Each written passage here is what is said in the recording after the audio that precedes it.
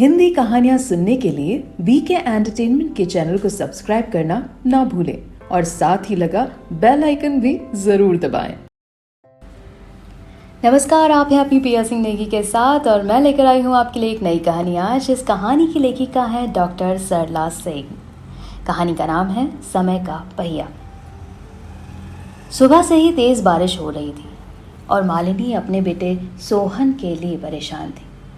कितने खुश थे मालिनी और महेश जब उनके घर बड़े बेटे के जन्म के 10 साल बाद दूसरे बेटे सोहन का जन्म हुआ था। महेश के पिता उस क्षेत्र के माने हुए वकील थे। पूरे इलाके में मिठाई बांटी गई थी तथा सैकड़ों गरीबों को भोजन कराया गया तथा वस्त्र बांटे गए थे। सोहन छोटा था, इसलिए सभी का लाडला बन गया था। बाबा का रुतबा, पिता की शोहरत, कोठी, गाड़ी व नौकर चाकर सब कुछ घर में था।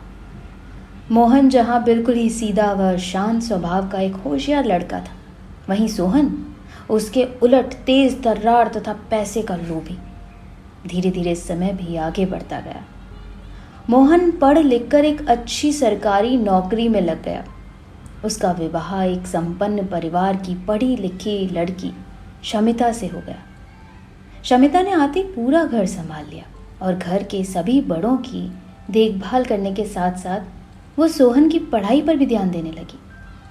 सोहन ने जैसे तैसे बीए किया, फिर बिजनेस का हवाला देकर माँ, पिता, दादा व बड़े भाई सबसे पैसे लेकर कभी वो लखनऊ तो कभी कभी बनारस का नाम लेकर निकल जाता था। इधर दादाजी बीमार रहने लगे तो उनकी बीमारी और घर का सारा खर्च अब पिता और भाई पर आ गया। सोहन की आदतों के कारण सारा घर परेशान रहने लगा। फिर पास के ही रिश्तेदारी में देखभाल कर एक लड़की सोनम से ये सोचकर उसका विवाह कर दिया कि शायद विवाह के बाद वो सुधर जाए, पर ऐसा कुछ नहीं हुआ। बारिश थोड़ी हल्की हुई तो सोहन तेजी से घर के सामने आता दिखाई दिया।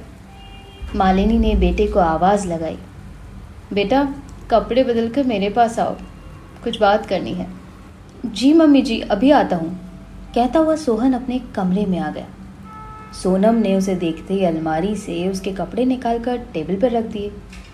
कपड़े बदलकर सोहन ने अपने बैग से 2 लाख रुपए निकाले और सोनम को देते हुए बोला, लो संभालो, अब की बार इससे भी ज़्यादा फायदा होगा। आपका ऐसा क्या बिजनेस है जिसमें 1 सप्ताह में ही इतना फ़ायदा होता है? मेरे भाई को भी बता दीजिए, उसे तो सालों में भी इतना फ़ायदा नहीं मिलता है। सोनम ने पति से आग्रह भरे स्वर में कहा, अरे मेरा बिजनेस सबके बस की बात नहीं है, दिमाग लगता है दिमाग, और तुम ज़्यादा जानने की कोशिश भी मत किया करो। सोहन ने थोड़ा कड़े लहजे में कहा और उठकर माँ के पास चला गया। प्रणाम माँ, आपने मुझे बुलाया था? सोहन ने माँ के पैर छुए और पास में ही कुर्सी पर बैठ गया।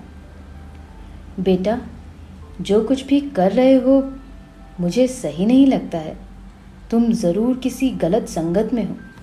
माँ ने थोड़ा क्रोध भरे स्वर में कहा। नहीं माँ, मैं कुछ गलत नहीं कर रहा हूँ। क्या मैं चोरी डकैती करता हूँ या किसी की हत्या? नहीं ना, फिर क्या गलत करता हूँ? सोहन कह तो रहा था पर समझ तो रहा ही था कि भले ही वह ये सब नहीं कर रहा है, पर जो वो कर रहा है वो भी गैर कानूनी और गलत है। बेटा, समझाना मेरा काम है, मैं तो तुम्हें गलत राह जाने से रोकूंगी ही। बेटा देखो, अब तो तुम्हारी शादी भी हो चुकी है और एक पराई लड़की की जिम्मेदारी भी तुम्हारे हिस्से में आ गई है। तुम कुछ और काम करो, पर ये बिजनेस छोड़ दो। माँ के स्वर में आग्रह के भाव समाहित थे। कुछ नहीं होगा, और दूसरी जगह इतना पैसा भी नहीं है। माँ थोड़ा समझा करो, मैं कुछ गलत नहीं करता हूँ। सोहन ने माँ से कहा तो, पर वो खुद भी इस दलदल से निकलने को बहुत चाह रहा था, पर चाहते हुए भी उससे नहीं निकल सकता था। उसके थोड़े से नासमझी और लालच ने उसे ऐसे दलदल में धकेल दिया था जहाँ से उसका निकलना नामुमकिन था। घर में कोई भी सदस्य सोहन के बारे में किसी तरह की बात करने से बचते थे। सोहन के बड़े भाई मोहन की भी लड़कियां बड़ी हो रही थी। इधर सोहन के भी 2 लड़कियां हो गई थी। लड़कियों के कारण सोहन के माता पिता और भी चिंतित रहते थे। सोहन की पत्नी सोनम से भी पूरे घर के लोग लगभग दूरी बनाए रखते थे। वे ना तो कभी उससे कोई पैसा लेते और ना ही ढंग से बात ही करते थे। जेठ जेठानी भी उससे बात नहीं करते थे और अपने बच्चों को भी उससे दूर ही रखते थे। सोनम, तुमने कुछ खाया है? नहीं, अभी नहीं माँ। कुछ ब्रेड खा लो चाय से। जी माँ। सोनम को बहुत आश्चर्य हुआ कि माँ ने उसके खाने पर ध्यान रखा। उसने चाय के साथ ब्रेड खाया और अपनी दोनों लड़कियों को भी खिलाया। तभी उसे नीचे रोज़ के दिनों की अपेक्षा कुछ ज़्यादा ही आवाजाही दिखाई दी। उसे कुछ भी समझ में आता कि माँ के रोने की आवाज़ उसके कानों में पड़ी। वो जल्दी से नीचे आई। वहाँ वह माँ से कुछ पूछती कि पुलिस की गाड़ी और एम्बुलेंस उसके दरवाजे पर आकर खड़ी हो गई।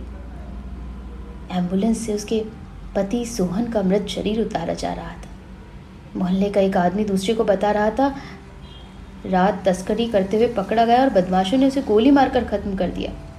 बहुत बुरा हुआ महेश जी के साथ। एक बेटा राम जैसा है, दूसरा निकला। देखो कैसे। सोनम के कान में एक एक शब्द पिघले हुए शीशे की तरह पड़ रहे थे।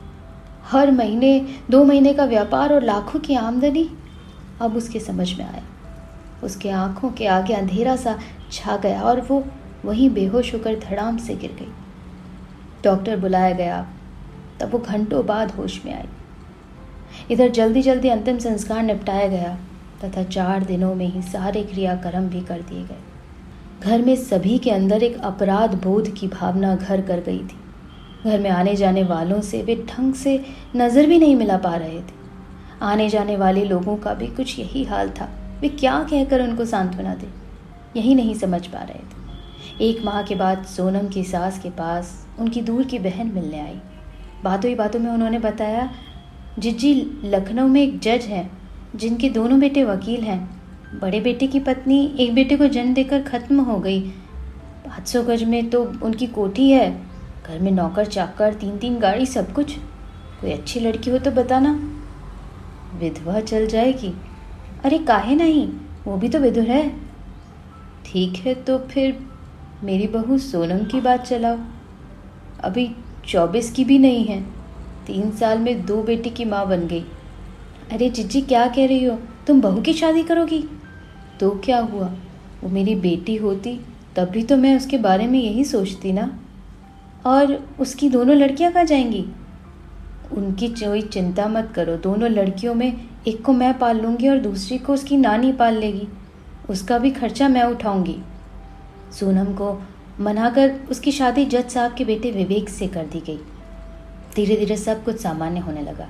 सोनम अपने नए घर में दूसरे पति के बेटे को अपने सगे बेटे के समान पालने लगी।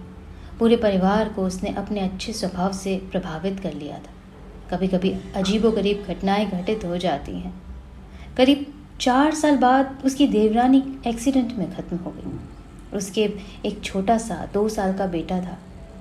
अब सोनम अपने देवर के बच्चे को अपने बच्चे जैसा ही पालने लगी। अब घर में देवर मनीष के दूसरे विवाह की बात चलने लगी। उसको अपने पहले ससुराल और जेठानी की लड़की का ख्याल आया। उसने जेठानी से बात की तो वे राजी खुशी तैयार हो गई। अब पहले की जेठानी की बेटी उसकी अपनी देवरानी बनकर उसके घर आ गई। अब सोनम 5-5 बच्चों का सुख भोग रही है। पहले पति की 2 बेटियां, अपना बेटा और देवर का बेटा तथा पूर्व जेठानी की बेटी, जिसे वो देवरानी कम और बेटी ज़्यादा मानती है। सोनम का नाम लोग बड़े ही आदर से लेते हैं। समय का भैया अभी बहुत अजीब है, कहाँ से कहाँ पहुँचा दे कोई नहीं जानता। बहुत ही गज़ब, बहुत ही प्यारी कहानी लिखी है डॉक्टर सरला सिंह जी ने। और मैं कहूँगी कि हर लेखक बहुत प्यारा लिखते हैं। उनके एहसास इतने अच्छे होते हैं कि हमें लगता है बस कहानियाँ पढ़ते जाएं और जो कहानी मैं पढ़ती हूँ वो आपके कानों तक ज़रूर पहुँचाती हूँ। अगर आप भी लेखक हैं तो मुझे प्लीज़ नीचे डिस्क्रिप्शन बॉक्स में मेरे सारे पते लिखे हुए हैं, वहाँ पर आप मुझे अपनी कहानियाँ भेज सकते हैं और मैं पूरे विश्व में कहानियाँ आपकी पहुँचाऊँगी। तो बने रहिएगा आप अपनी पिया सिंह नेगी के साथ। Thank you so much, love you so much, miss you so much and don't forget to miss me.